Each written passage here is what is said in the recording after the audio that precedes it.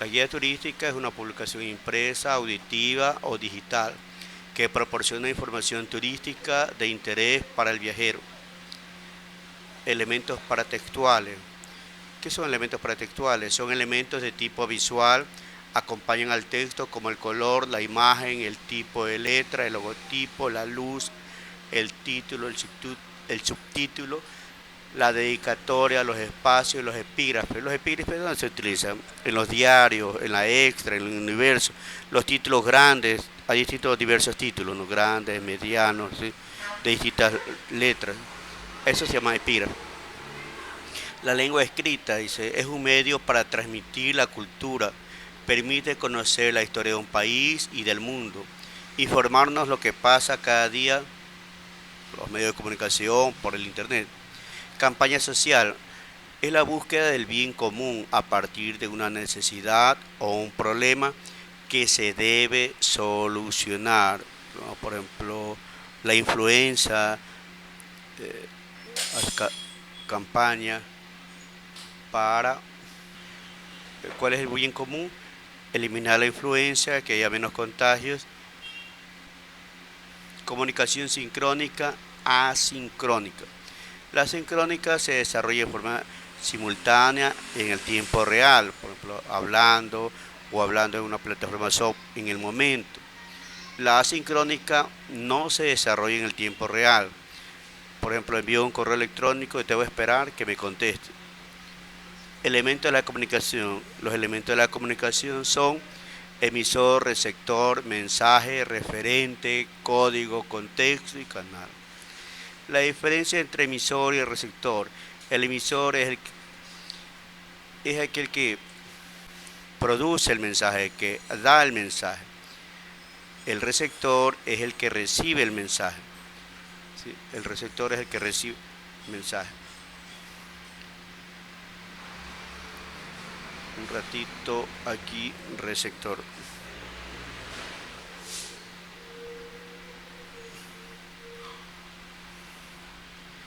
Luego la otra pregunta dice diferencia entre mensaje y referente. El mensaje es el contenido, lo que se comunica por medio de palabras, puede ser señas. ¿Sí?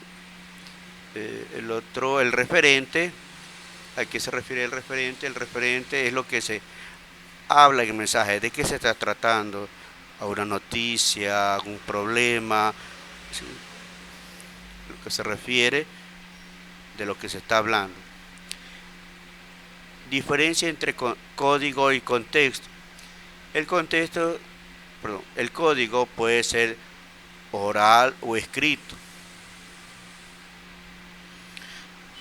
Contexto es el lugar y el tiempo donde se da el mensaje. Un parque, por computadora, en una plaza, el lugar. Diferencia entre código lingüístico y código no lingüístico. El lingüístico puede ser oral o escrito y el no lingüístico es gestos, sonidos, colores, gráficos. Las coplas, ¿qué son las coplas? Se puede decir que son pequeñas composiciones poéticas de 4 versos que riman. Son anónimas, se transmite de generación en generación, son manifestaciones que transmite un pueblo. Funciones del lenguaje. Las funciones del lenguaje son informativa, expresiva, estética, apelativa, metalingüística y la fática.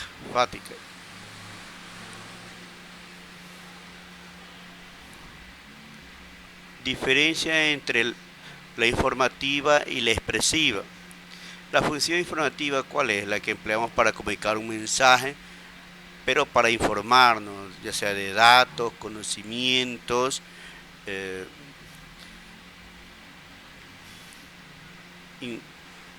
noticias. La expresiva nos permite expresar emociones y sentimientos como el miedo, admiración, enojo, rechazo, fastidio, sorpresa, alegría o esperanza. La diferencia entre la función apelativa y la función metalingüística. La apelativa, la apelativa se utiliza con la intención persuadir, de persuadir a quién, o convencer al oyente, o convencer al oyente. Sí, a ver, un ratito.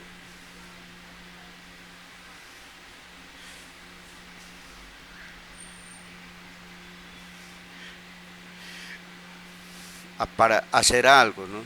La metalingüística la empleamos para reflexionar acerca de la lengua.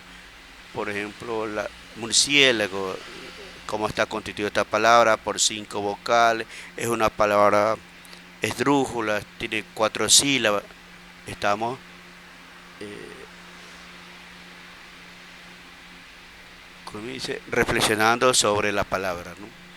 Diferencia entre la función fática y la función estética. La fática busca asegurar la atención del oyente, hacer énfasis de lo que se está hablando. La estética es cuando se utiliza la belleza en las palabras, al leer un poema, un relato, un consejo incluso. Diferencia entre simil y metáfora. Simil consiste en comparar dos elementos para resaltar la expresión. Se utiliza conectores como más, que, menos, parece, se, asemeja, igual, utiliza. Metáfora es la comparación entre dos elementos, pero no utiliza conectores.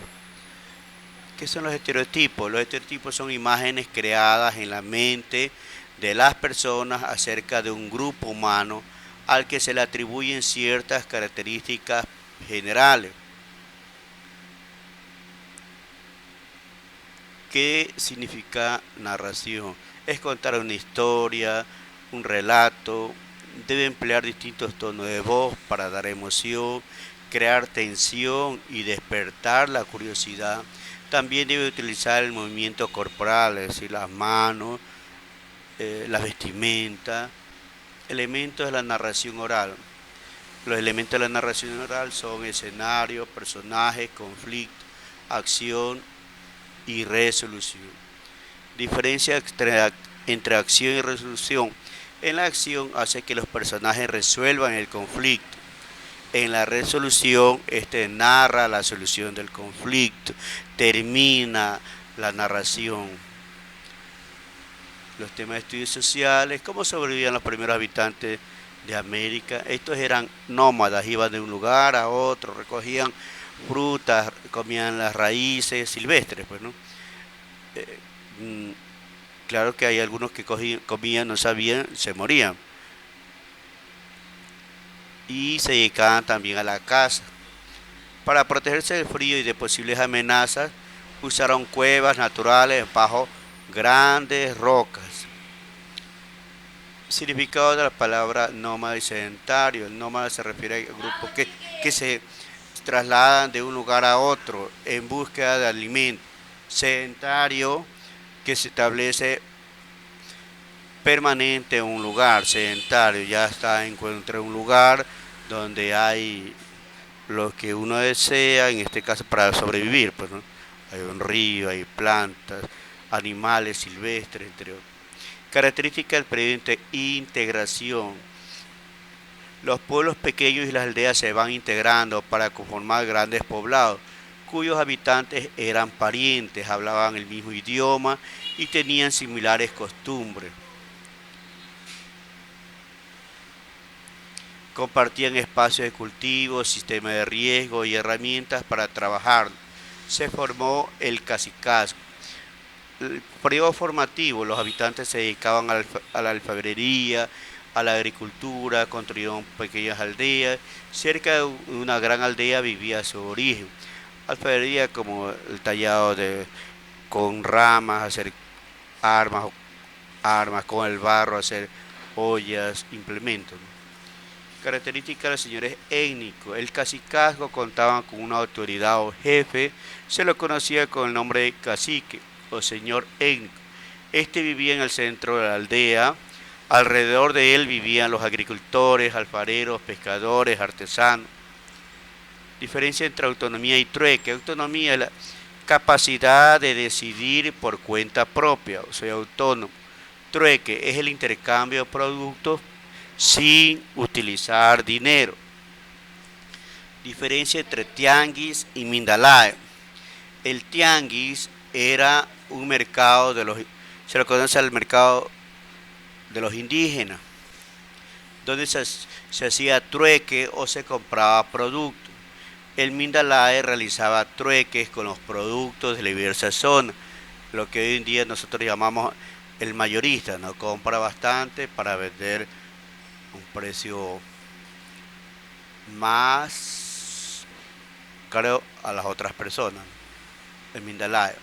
Este era el que hacía el negocio, ¿no? ¿Quiénes eran los incas? Se originaron en territorio de Bolivia y Perú. Primeramente, Manco Cápac fue su primer gobernador o jefe. ¿Qué significa Ayllu? Eran grupos de familias indígenas, se unían mediante un territorio, un parentesco, una misma lengua. ¿Qué territorio formaban el Tahuantinsuyo? Formaba el Ecuador, Perú, Bolivia, Argentina y Chile. ¿Quiénes eran los mitimaes? Los mitimaes eran enviados a territorios dominados por los incas para realizar labores agrícolas, mineras y de defensa. Los piñas y los yanaconas. Los yanaconas eran los sirvientes de nuestra dinastía, de las princesas, de los jefes, de los caciques, eran los sirvientes, mientras que los piñas eran personas esclavas, obligadas a trabajos forzados en zonas alejadas. Dominación de los incas. En 1460 los incas llegaron con ejército bajo el mando de su gobernante Tupac Yupanqui. Este enviaba a su mensajero ofreciendo alianzas y regalos. Cualquier pueblo que no aceptaba someterse voluntariamente al dominio inca debía ser castigado y dominado mediante la fuerza. ¿Cuál era la arquitectura de los incas? Los incas construyeron varios templos dedicados al sol, pues se creían que ellos eran los hijos del sol. Construyeron casas y fuertes militares con grandes piedras talladas que encajaban unas con otras. También realizaron red vial y lugares de descanso para los viajeros llamados tambo. ¿Por qué se originó la guerra entre Huáscar y Atahualpa? Según la tradición, al morir Huayna Cápac, uno de sus dos hijos debía gobernar el Tahuantinsuyo. Se origina la guerra entre ambos hermanos, ganando la batalla Atahualpa. ¿Cuál era la consecuencia de la guerra entre los hermanos? Se había perdido el liderazgo. Los indígenas que apoyaban a Huáscar no estaban de acuerdo con que Atahualpa sea su líder. Había pérdidas de vidas en el ejército debido a la guerra. Pérdidas de vidas en el ejército. ¿Quién apresó a Atahualpa y qué ofreció a Atahualpa por su liberación? Francisco Pizarro ordenó la prisión de Atahualpa. Esta, al ver la codicia de los españoles por el oro, ofreció un cuarto lleno de oro y otro de plata por su liberación. ¿Por qué mataron a Atahualpa?